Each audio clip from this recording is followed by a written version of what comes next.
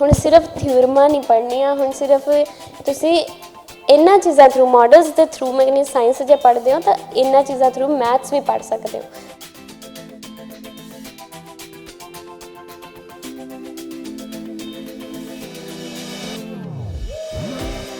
ਤੇ ਇਹ ਜਿੰਨੇ ਵੀ ਮਾਡਲਸ ਜਾਂ ਕੁਝ ਵੀ ਮੈਂ ਐਕਟੀਵਿਟੀਜ਼ ਬਣਾਈਆਂ, ਇਹ ਸਾਰੀ ਮੇਰੀ 11 ਸਾਲਾਂ ਦੀ ਮਿਹਨਤ ਹੈ।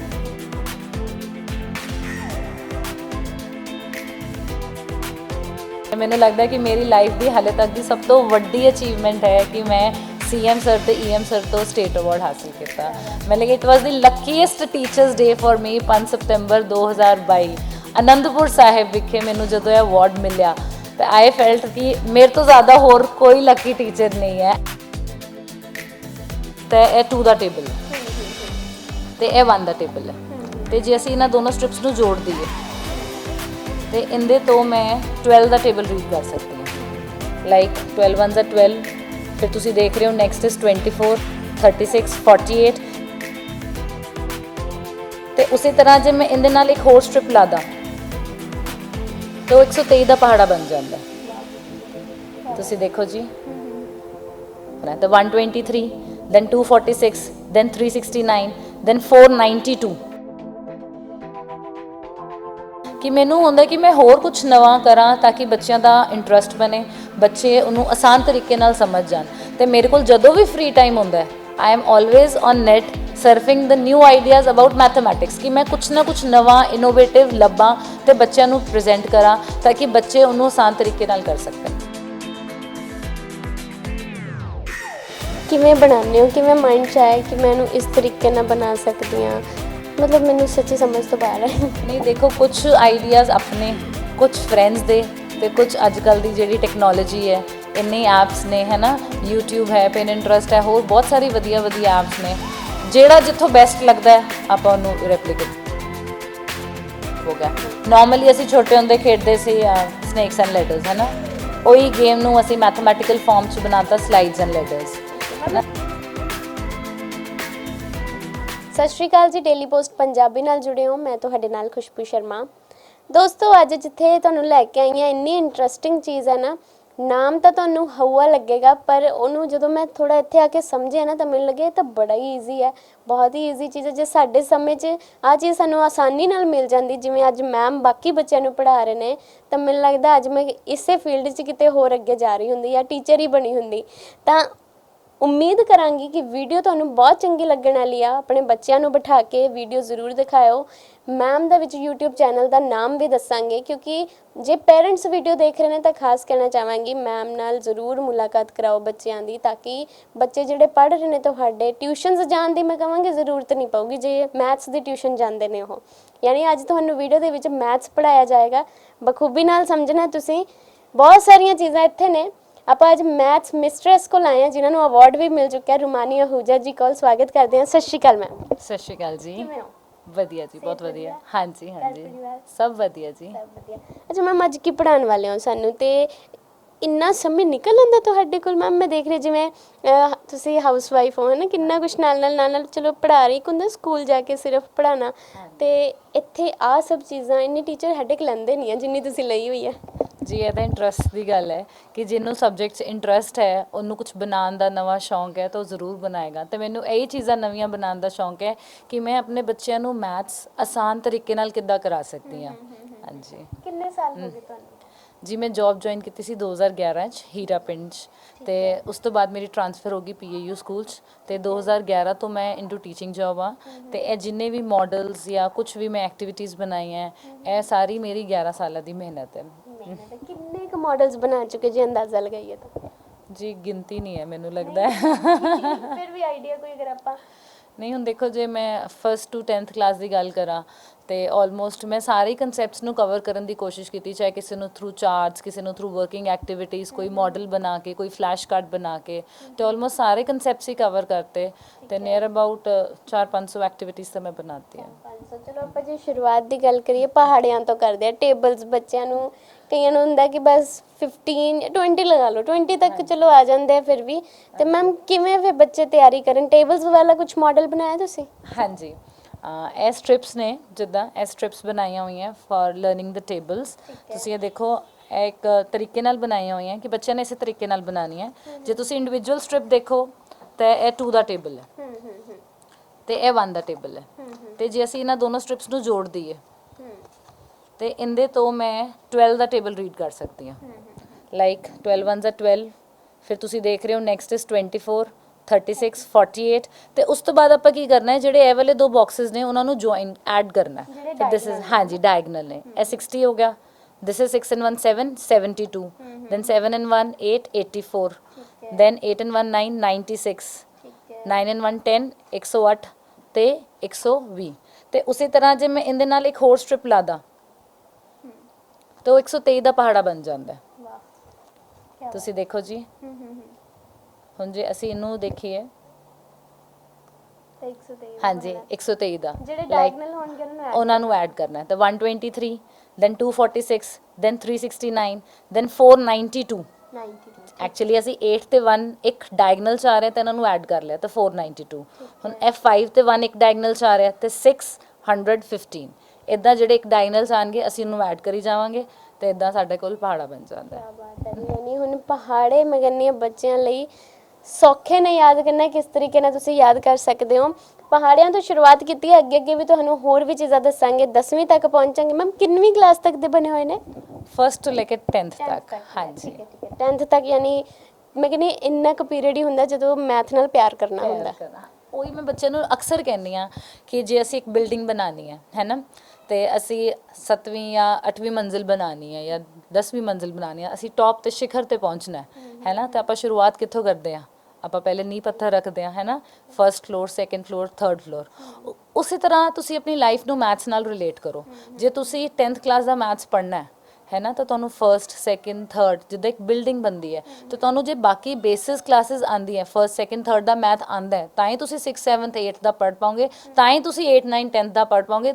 ਉਸ ਤੋਂ ਬਾਅਦ ਹੀ ਤੁਸੀਂ ਹਾਇਰ ਸਟੱਡੀਜ਼ ਇਨ ਮੈਥਮੈਟਿਕਸ ਕਰ ਪਾਓਗੇ।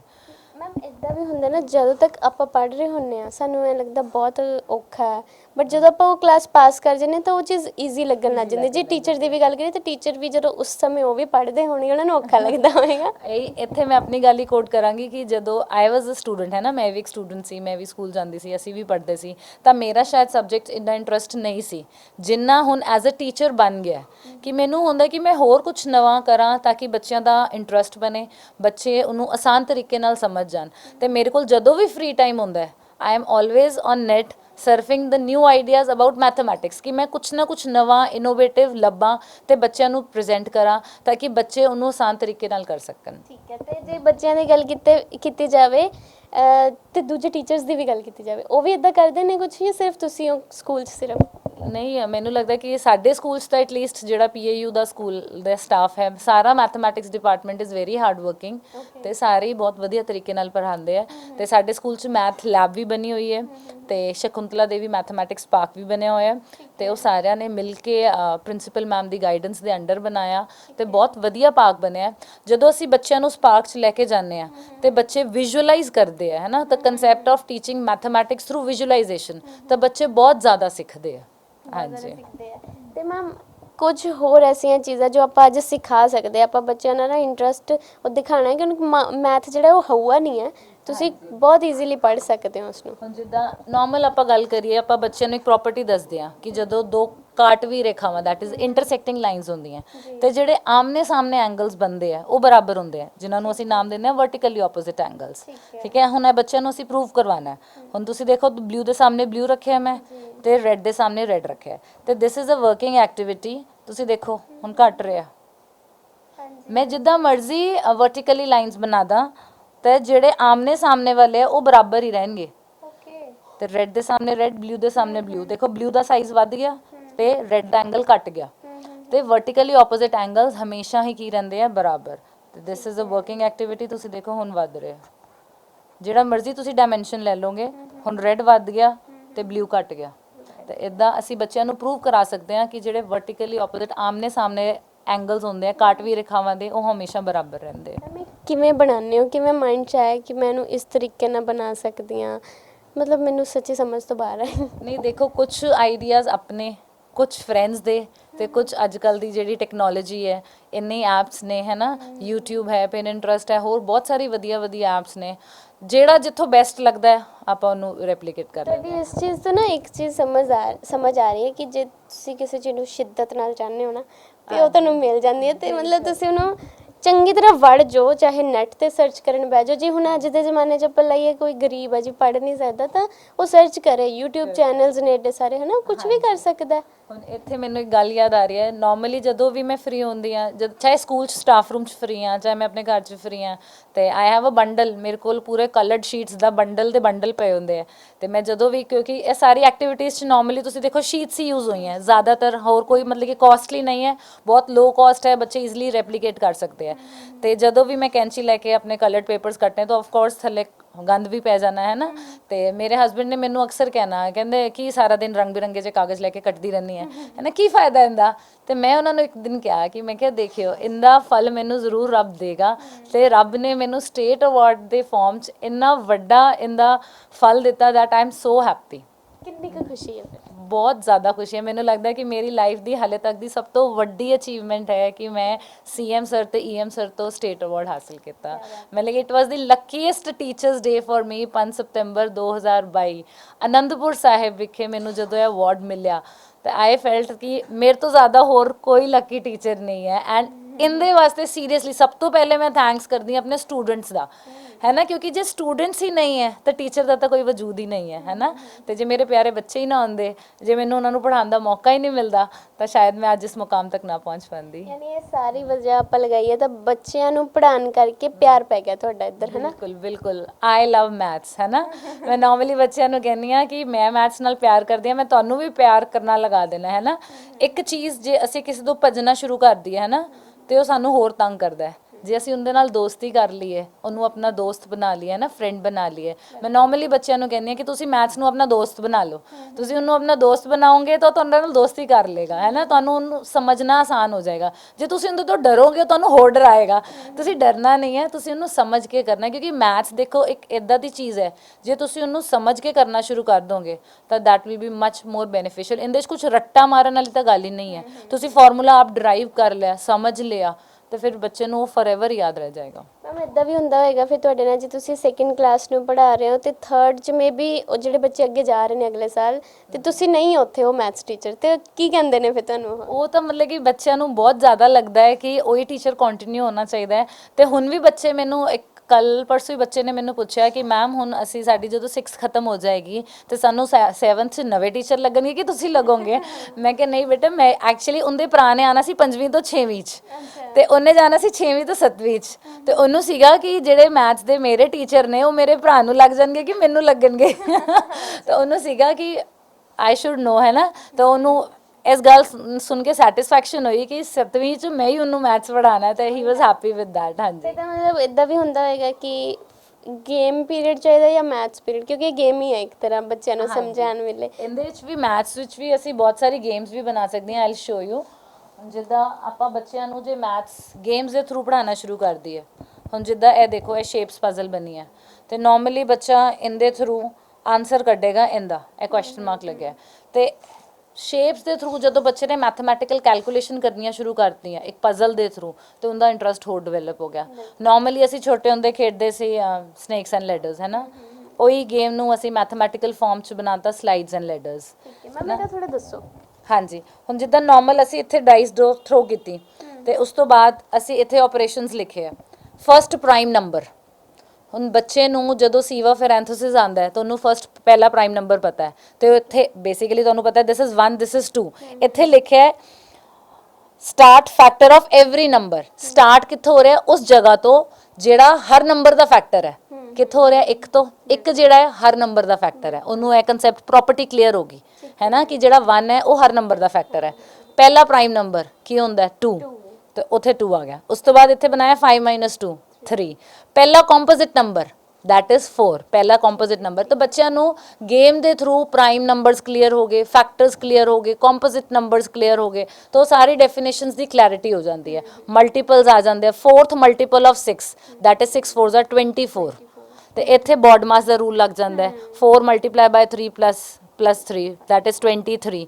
ਤਾਂ ਇਦਾਂ ਸਬਸਿਡੀ ਦੇ ਥਰੂ ਹੀ ਬੱਚਿਆਂ ਨੂੰ ਸਾਰੇ ਮੈਥਸ ਦੇ ਕਨਸੈਪਟਸ ਕਲੀਅਰ ਕਰਾ ਦਿੱਤੇ ਜਾਂਦੇ ਆ। ਯਾਨੀ ਗੇਮਸ ਥਰੂ ਵੀ ਬੱਚਿਆਂ ਨੂੰ ਪੜਾਇਆ ਜਾਂਦਾ ਹੈ, ਗੇਮ ਦਾ ਪੀਰੀਅਡ ਵੀ ਇਹਦੇ ਵਿੱਚ ਹੀ ਲਗਾਇਆ ਜਾਂਦਾ, ਬਹੁਤ ਸਾਰੀਆਂ ਚੀਜ਼ਾਂ ਮੈਮ ਨੇ ਰੱਖੀਆਂ ਹੋਈਆਂ ਨੇ।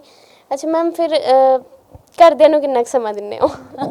ਘਰਦਿਆਂ ਨੂੰ ਵੀ ਘਰ ਦਾ ਸਮਾਂ ਦੇਈਦਾ। ਐਕਚੁਅਲੀ ਸਾਡਾ ਮਾਰਨਿੰਗ ਸ਼ਿਫਟ ਟਾਈਮ ਹੈ ਤੇ 6:50 ਤੋਂ 12 ਦਾ ਟਾਈਮ ਹੁੰਦਾ ਹੈ, ਤੇ ਉਸ ਤੋਂ ਬਾਅਦ ਵੀ ਆਰ ਫ੍ਰੀ, ਤਾਂ ਬੱਚਿਆਂ ਨੂੰ ਪੂਰਾ ਟਾਈਮ। ਠੀਕ ਹੈ। ਤੇ ਮੈਮ ਹੋਰ ਇਹਦੇ ਨਾਲ ਤੁਸੀਂ ਜਿੱਦਾਂ YouTube ਚੈਨਲ ਬਾਰੇ ਦੱਸ ਰਹੇ ਸੀਗੇ, ਉਹਦੇ ਬਾਰੇ ਥੋੜਾ ਜਿਹਾ ਦੱਸੋ। ਬੱਚੇ ਮੈਂ ਕਹਿੰਦੀ ਹਾਂ ਉਹ ਤੁਹਾਨੂੰ ਫੋਲੋ ਕਰ ਸਕਦੇ, ਸਬਸਕ੍ਰਾਈਬ ਕਰ ਸਕਦੇ ਨੇ ਆਈ ਮੀਨ ਚੈਨਲ ਤੇ, ਜ਼ਰੂਰ ਤੁਹਾਨੂੰ ਸੁਣਨ।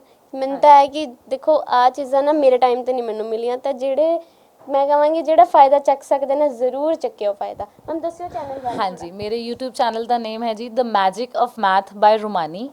ਤੇ ਇਹ ਬੇਸਿਕਲੀ ਮੈਂ ਉਦੋਂ ਸਟਾਰਟ ਕੀਤਾ ਸੀ ਜਦੋਂ ਕੋਵਿਡ ਆਪਣਾ ਆਨਲਾਈਨ ਦਾ ਦੌਰ ਚੱਲਿਆ ਸੀ, ਕਿਉਂਕਿ ਉਸ ਟਾਈਮ ਆਨਲਾਈਨ ਬੱਚਿਆਂ ਨੂੰ ਅਸੀਂ ਟੀਚ ਕਰਨਾ ਸੀ ਤੇ ਸਭ ਕੁਝ ਹੀ ਸਿਸਟਮ ਆਨਲਾਈਨ ਹੋ ਗਿਆ ਸੀ। ਉਦੋਂ ਆਈ ਸਟਾਰਟਡ ਦਿਸ, ਬਟ ਉਸ ਤੋਂ ਬਾਅਦ ਬੱਚਿਆਂ ਦਾ ਬਹੁਤ ਵਧੀਆ ਰਿਸਪੌਂਸ ਆਉਣਾ ਸ਼ੁਰੂ ਕਰਤਾ, ਤੇ ਜਿਹੜੀ ਮੈਂ ਉਹਦੇ ਤੇ ਐਕਟੀਵਿਟੀਜ਼ ਅਪਲੋਡ ਕੀਤੀਆਂ ਉਹ ਬੱਚਿਆਂ ਨੇ ਵੀ ਬਣਾਉਣੀਆਂ ਸ਼ੁਰੂ ਕਰਤੀਆਂ, ਤੇ ਮੈਂ ਬੱਚਿਆਂ ਦੀ ਵੀ ਕੁਝ ਐਕਟੀਵਿਟੀਜ਼ ਜਿਹੜੇ ਬੱਚਿਆਂ ਨੇ ਬਹੁਤ ਵਧੀਆ ਬਣਾਈ ਸੀ ਉਹ ਵੀ ਆਪਣੇ ਚੈਨਲ ਤੇ ਅਪਲੋਡ ਕੀਤੀਆਂ।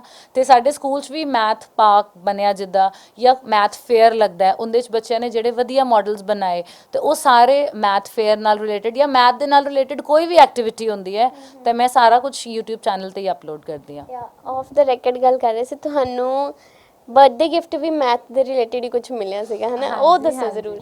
ਜੀ, ਮੇਰਾ ਇੱਕ ਸਟੂਡੈਂਟ ਹੈ Manjinder Singh, 10th pass out last session, ਤੇ ਉਹਨੇ ਮੈਨੂੰ ਇੱਕ ਪੱਖੀ ਬਣਾ ਕੇ ਦਿੱਤੀ, ਤੇ ਪੱਖੀ ਦੇ ਅੰਦਰ ਉਹਨੇ ਨੰਬਰਸ ਜਿੱਦਾਂ ਨਾਰਮਲ ਪੁਰਾਣੀ ਲੇਡੀਜ਼ ਪੱਖੀਆਂ ਬਣਾਉਂਦੀਆਂ, ਵਾਈਟ ਕਲਰ ਦੀ ਪੱਖੀ ਸੀ, ਤੇ ਉਹਨੇ ਨੰਬਰਸ ਜਿੱਦਾਂ ਕਲੌਕ ਆਪਣੀ ਕੋਈ ਪੁਰਾਣੀ ਹੋਏਗੀ ਤਾਂ ਉਹਨੇ ਉਹਦੇ 'ਚੋਂ ਕਲੌਕ ਉਤਾਰੇ, ਤੇ ਪਿੱਛੇ ਮਸ਼ੀਨ ਲਗਾਈ ਤੇ ਅੱਗੇ ਸੂਈਆਂ ਲਗਾਈਆਂ, ਤੇ ਪੱਖੀ ਦੇ ਵਿੱਚ ਘੜੀ ਚੱਲਦੀ ਸੀ। ਤੇ ਮੈਨੂੰ ਬਹੁਤ ਵਧੀਆ ਗਿਫਟ ਲੱਗਿਆ ਬੱਚੇ ਦਾ, ਤੇ ਮੈਨੂੰ ਲੱਗਿਆ ਕਿ ਹਾਏ, ਬੱਚੇ ਨੂੰ ਮੈਥ ਸਬਜੈਕਟ ਨਾਲ ਇੰਨਾ ਪਿਆਰ ਹੋ ਗਿਆ ਕਿ ਉਹ ਟੀਚਰ ਨੂੰ ਗਿਫਟ ਵੀ ਮੈਥਸ ਦੇ ਹੀ ਦੇ ਰਿਹਾ। ਮੈਥਸ ਨਾਲ ਤਾਂ ਚਲੋ ਪਿਆਰ ਹੋਇਆ ਹੀ ਹੈ, ਬਟ ਤੁਹਾਡੇ ਕਰਕੇ, ਤੁਹਾਡੀ ਕ੍ਰੀਏਟੀਵਿਟੀ, ਤੁਹਾਡੇ ਆਈਡੀਆਜ਼ ਕਰਕੇ ਉਹਦਾ ਦਿਮਾਗ ਵੀ ਚੱਲਿਆ ਕਿ ਪੱਖੀ 'ਚ ਮੈਂ ਘੜੀ ਬਣਾ ਕੇ ਭੇਜਦਾ, ਹੈ ਨਾ? ਮਤਲਬ ਕਿ ਮੈਨੂੰ ਲੱਗਦਾ ਕਿ ਇੱਕ ਟੀਚਰ ਸਕਸੈਸਫੁਲ ਹੈ ਜਦੋਂ ਬੱਚੇ ਦਾ ਵੀ ਦਿਮਾਗ ਇੱਦਾਂ ਚੱਲਣਾ ਸ਼ੁਰੂ ਹੋ ਗਿਆ ਹੈ ਨਾ ਕ੍ਰੀਏਟੀਵਿਟੀ ਵੱਲ। ਹੁਣ ਹਰਲੀਨ ਕੁੜੀ ਹੈ, ਮਤਲਬ ਕਿ ਮੈਂ ਕਹਿੰਦੀ ਹਾਂ ਕਿ ਉਹ ਮੇਰੇ ਤੋਂ ਵੀ 10 ਕਦਮ ਅੱਗੇ ਹੈ ਕ੍ਰੀਏਟੀਵਿਟੀ 'ਚ। ਮਤਲਬ ਕਿ ਉਹ ਇੰਨਾ ਸੋਹਣਾ ਲਿਖਦੀ ਹੈ, ਇੰਨੀ ਸੋਹਣੀ ਕਟਿੰਗ ਕਰਦੀ ਹੈ, ਮਤਲਬ ਕਿ she is much better than me also, ਹੈ ਨਾ? ਤੇ ਮੈਂ ਉਹਨੂੰ ਕਹਿੰਦੀ ਹਾਂ ਕਿ ਬੇਟਾ ਤੂੰ ਲਾਈਫ 'ਚ ਬਹੁਤ ਅੱਗੇ ਜਾਏਂਗੀ। ਮਤਲਬ ਕਿ ਇੱਦਾਂ ਦੇ ਬੱਚੇ ਹੈ ਜਿਨ੍ਹਾਂ ਨੂੰ ਸੱਚੀ ਮੇਰੇ ਤੋਂ ਵੀ ਉਹ ਵੱਧ ਨੇ। ਹੁਣ ਕੁੜੀ ਹੈ, ਸਕਦੇ ਉਹਨਾਂ ਨੇ ਕੀ ਬਣਾਇਆ? ਹੁਣ ਇਹ ਕੁੜੀ ਸੀ ਨੰਦਨੀ, ਤੇ ਉਹਨੇ ਇੱਕ ਫਾਰਮੂਲਾ ਕਾਪੀ ਬਣਾਈ। This is the normal practice ਵਿਚ ਮੈਂ ਸਾਰੇ ਬੱਚਿਆਂ ਨੂੰ ਕਹਿੰਦੀ ਹਾਂ ਕਿ ਮੈਂ ਪਬਲਿਕ ਨੂੰ ਵੀ ਅਪੀਲ ਕਰਦੀ ਹਾਂ ਕਿ ਇੱਕ ਹੈਬਿਟ ਬਣਾ ਲਓ ਕਿ ਤੁਹਾਡੇ ਜਿਹੜਾ ਵੀ ਬੱਚਾ ਕਲਾਸ 'ਚ ਪੜ੍ਹਦਾ ਹੈ, ਤੁਸੀਂ ਦੇਖੋ ਕਿ ਹਰ ਚੈਪਟਰ ਦੇ ਐਂਡ ਤੇ ਸਮਰੀ ਪੁਆਇੰਟਸ ਜ਼ਰੂਰ ਲਿਖੇ ਹੁੰਦੇ ਆ। ਸਮਰੀ ਪੁਆਇੰਟਸ ਮਤਲਬ ਕਿ ਪੂਰੇ ਚੈਪਟਰ ਦਾ ਨਿਚੋੜ, ਹੈ ਨਾ? ਤੁਸੀਂ ਬੱਚਿਆਂ ਦੀ ਇੱਕ ਆਦਤ ਬਣਾ ਦਿਓ ਕਿ ਤੁਸੀਂ ਉਹ ਵਾਲੇ ਸਮਰੀ ਪੁਆਇੰਟਸ ਬੱਚਿਆਂ ਤੋਂ ਇੱਕ ਅਲੱਗ ਕਾਪੀ ਤੇ ਲਿਖਵਾਣੇ ਆ ਚੈਪਟਰ ਵਾਈਜ਼, ਕਿ ਚੈਪਟਰ 1 ਚੈਪਟਰ ਦਾ ਨਾਮ ਤੇ ਉਹਦੇ ਜਿਹੜੇ ਸਮਰੀ ਪੁਆਇੰਟਸ ਹੈ, ਸਾਰੇ ਇੰਪੋਰਟੈਂਟ ਫਾਰਮੂਲਾਜ਼, ਸਾਰੇ ਇੰਪੋਰਟੈਂਟ ਥਿਓਰਮਸ, ਤੇ ਉਹ ਬੱਚੇ ਨੂੰ ਕਹੋ ਕਿ ਜਿਸ ਦਿਨ ਤੁਹਾਡਾ ਐਗਜ਼ਾਮ ਹੈ ਤੁਸੀਂ ਉਹ ਜ਼ਰੂਰ ਰਿਵਾਈਜ਼ ਕਰਕੇ ਜਾਣਾ ਹੈ। ਜੇ ਬੱਚੇ ਨੂੰ ਉਸ ਚੀਜ਼ ਦੀ ਕਲੈਰਿਟੀ ਹੋਏਗੀ ਤਾਂ ਬੱਚਾ ਪੇਪਰ 'ਚ ਕੋਈ ਵੀ ਸਵਾਲ ਆ ਜਾਏਗਾ ਤਾਂ ਉਹ ਫਾਰਮੂਲਾ ਲਗਾ ਕੇ ਜਾਂ ਉਹ ਥਿਓਰਮ ਲਗਾ ਕੇ ਉਹਨੂੰ ਹੱਲ ਕਰ ਲੇਗਾ। ਤਾਂ basic is the concept clarity. ਜੇ ਬੱਚੇ ਨੂੰ ਕਨਸੈਪਟ ਦੀ ਕਲੈਰਿਟੀ ਹੋਏਗੀ ਤਾਂ ਬੱਚਾ ਕਦੇ ਵੀ ਜ਼ਿੰਦਗੀ 'ਚ ਮਾਤ ਨਹੀਂ ਖਾਏਗਾ।